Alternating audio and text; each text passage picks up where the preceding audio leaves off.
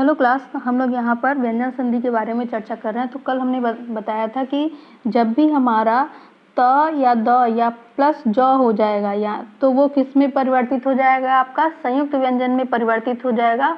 और किसको लेते परिवर्तित हो जाएगा, आपको आपका जो तीसरा व्यंजन आता है उस वर्ग का तीसरा व्यंजन अगर आता है तो वो उसमें तीसरे व्यंजन में परिवर्तित हो जाएगा। यानी पहला व्यंजन, पहले वर्ग का जो आपका पहला व्यंजन है वो आपका किस में परिवर्तित हो जाएगा, वो तीसरे व्यंजन में परिवर्तित हो जाएगा। और किस रूप में परिवर्तित होगा, संयुक्त रूप में परिवर्तित होगा। जैसे इसमें दिया उत धन ज्वल, तो इसमें देखिए ऊपर दिया त या द आए और उसके बाद ज अगर आ जाता है, ठीक है, तो वो किस में परिवर्तित हो जा रहा है, संयुक्त व्यंजन में। संयुक्त व्यंजन में इसमें ज में परिवर्तित हो जा रहा है। या त या द और फिर छ आए तो इसमें च और छ तीसरा और चौथा वर्ण लेके चल रहे हैं। तो देखिए इसमें दिया उत धन ज्वल, तो इसमें किस में परिवर्तित हुआ, ये संयुक्त व्यंजन में आपका परिवर्तित हो गया उज्ज्वल।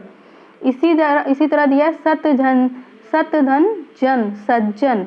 तो इस प्रकार से हम इसमें परिवर्तन कर लेते हैं। इसी प्रकार से देखिए त या द के साथ ट आए तो वो किस में परिवर्तित हो जाता है, संयुक्त व्यंजन में आपका परिवर्तित हो जाता है। उसी तरह त या द और ड आए तो फिर ये आपका किस में परिवर्तित हो जाता है, संयुक्त व्यंजन में। देखिए आपका उत धन दयन उड्डयन। फिर त और ल आए तो वो किस में परिवर्तित हो जाएगा, संयुक्त व्यंजन ल में। तो उत धन लास उल्लास।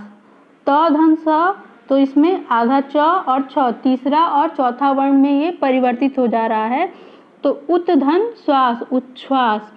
सत धन शास्त्र सत्शास्त्र, ठीक है। इसी तरीके से त धन ह अगर आ जाए तो उत धन ह आपका उत धन हार उद्धार किसमें इसमें परिवर्तित हुआ, तीसरे वर्ण में परिवर्तित हुआ है। ध्यान दीजिएगा कैसे आपका परिवर्तित हो रहा है, त थ द, ठीक है। ये आपका तीसरे और चौथे व्यंजन में आपका परिवर्तित हो जा रहा है। इस पे ध्यान देने योग्य बात है। आगे देखिए क्या है।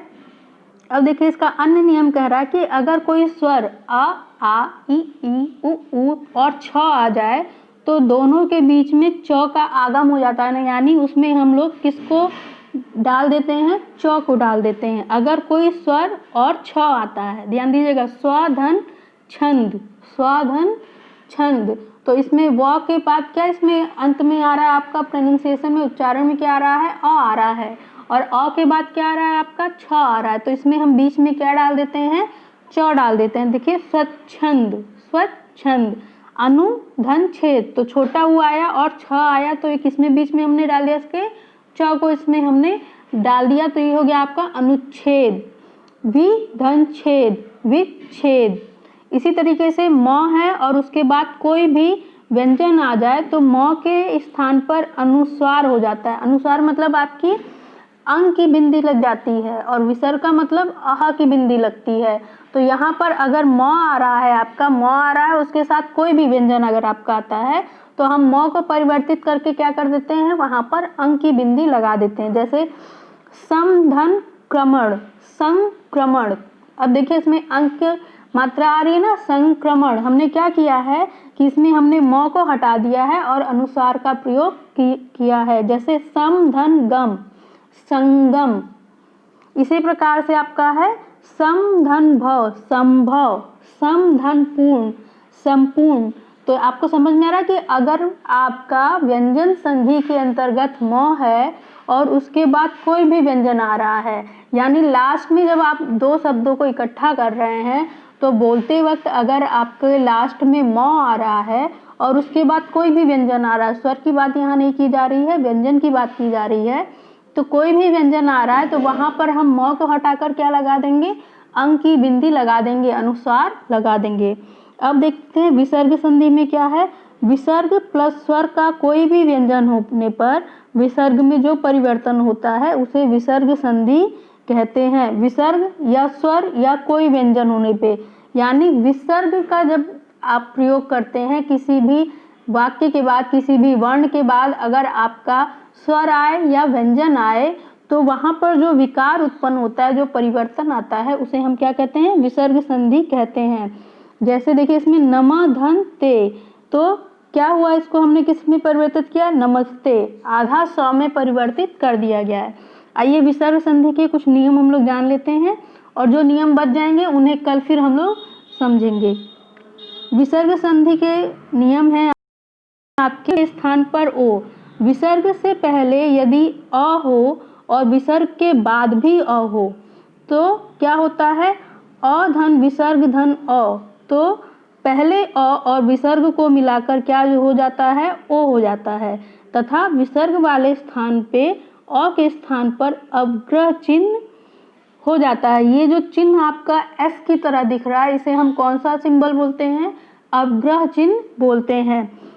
कुछ विद्वान अवग्रह चिन्ह नहीं लगाते हैं, यानी अपने अपने कंडीशन के अकॉर्डिंग इसको यूज करते हैं। यानी कि अगर हम संस्कृत में बात करें अगर, तो हम इस चिन्ह को लगाएंगे, अवग्रह चिन्ह को लगाएंगे, लेकिन अगर संस्कृत यूज नहीं कर रहे हैं तो इसके बिना भी हम इसको यूज कर सकते हैं। किस तरह, क्योंकि हम क्या करते हैं, इसको ओ में परिवर्तित कर देते हैं। देखिए अब समझते हैं इसको, इसके उदाहरण से कि मना धन अभिलाषा, मना धन अभिलाषा, तो नियम क्या कह रहा है आपका कि विसर्ग से पहले यदि अ हो, तो देखिए मना यहाँ विसर्ग की बिंदी है और न है, तो न को जब हम वर्ण विच्छेद करेंगे तो क्या करेंगे, न प्लस अ, तो अ प्लस अह लग गया और उसके बाद क्या आ गया, फिर अ आ गया, तो विसर्ग, तो पहले आपका क्या आएगा, पहले अ आएगा फिर विसर्ग आएगा और फिर इसके बाद अगर आपका क्या आ जाता है, अ आ जाता है, तो उसे हम किसे परिवर्तित कर देते हैं, ओ में परिवर्तित कर देते हैं, ओ में चेंज कर देते हैं। जैसे देखिए इसमें दिया है मनोभिलाषा, मनोभिलाषा,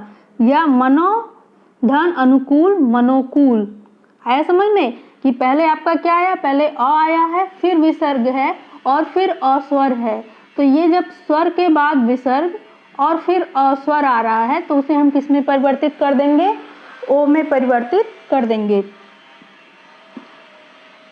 अब देखिए इसका दूसरा नियम क्या कह रहा है कि अ या आ से भिन्न स्वर प्लस विसर्ग प्लस कोई स्वर, तो विसर्ग के स्थान पर र हो जाता है। कैसे, आइए समझते हैं इसको कि अ या आ से भिन्न स्वर।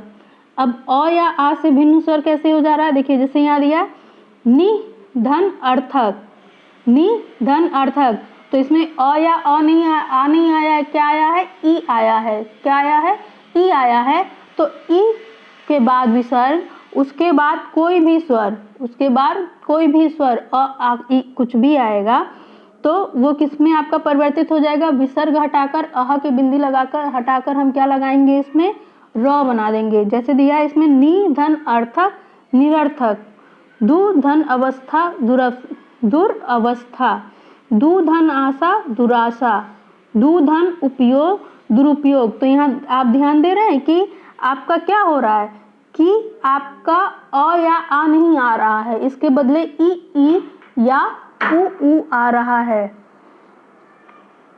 अब क्या करते हैं, ई या उ प्लस विसर्ग हो और उसके बाद क्या हो, क हो, तो विसर्ग के अनुसार आपका षटकोण वाला ख हो जाता है या स हो जाता है।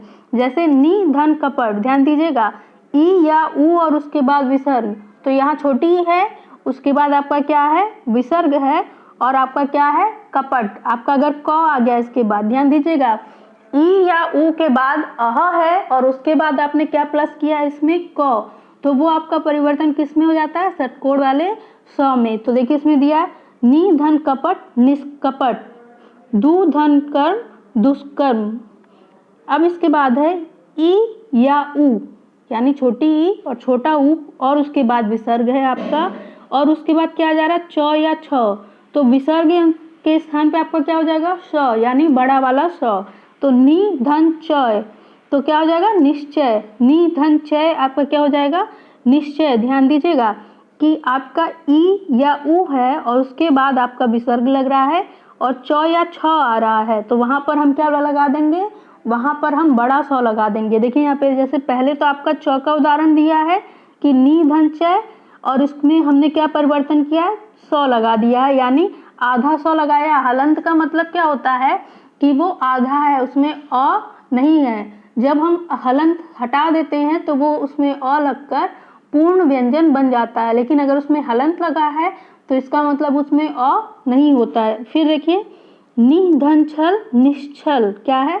नि धन छल निश्छल। ध्यान दीजिएगा कि आपका बीच में क्या आ रहा है, आपका यहाँ पर स आ रहा है, आधा स आ रहा है, बड़ा स। अब इसके बाद ई प्लस उ और विसर्ग और ट या ठ, तो विसर्ग के अनुसार के स्थान पर क्या हो जाएगा? श हो जाएगा। कौन सा? षटकोण वाला स। तो नि धन ठुर निष्ठुर। ध्यान दीजिएगा छोटी ई है या छोटा ऊ है, उसके बाद आपका विसर्ग लगा है, अहा की बिंदी लगी, उसके बाद ट या ठ आ रहा है, तो वो यहाँ पर आपका क्या हो जाएगा? आधा स हो जाएगा, षटकोण वाला आधा स हो जाएगा। फिर धनु धन टंकार धनुष टंकार, क्या है आपका? धनुष टंकार। तो आज क्लास इतना ही, कल हम इसके आगे के नियम पे चर्चा करेंगे। Thank you.